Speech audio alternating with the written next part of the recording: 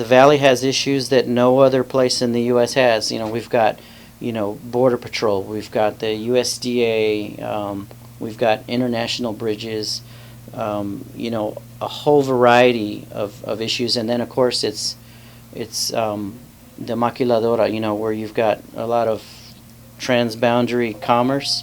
So you're seeing a lot of development in the valley. And so what we're trying to do is to protect those natural areas for the wildlife in the valley, so that it can persist through future generations here.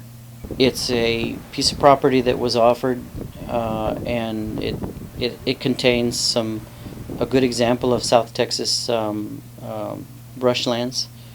It's on the western terminus of a northern corridor that we've been trying to establish, because we already own land up there. It's called the Salt Lakes area, and so we've got East Lake, and we've got Teniente and Payne Tract and Schleben, and we've got Sal de Rey, which is all kind of a more or less horizontal in that area. And this particular tract is in that general area, just a little north.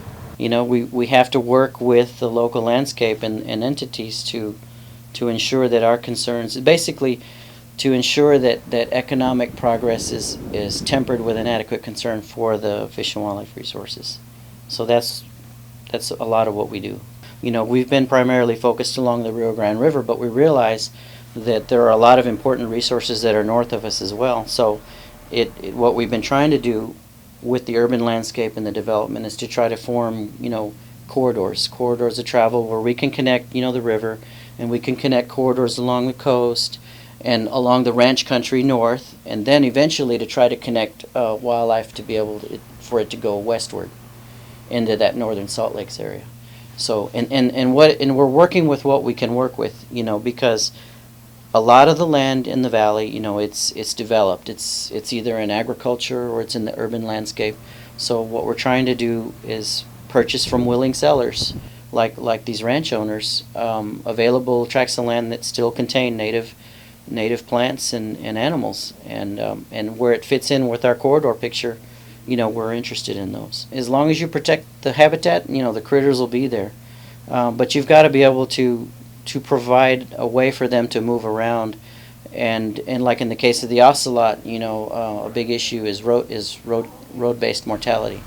They get run over when they're trying to move around, and cats, they're very area sensitive, so they require pretty large spaces to move around. That's the idea, also behind corridors.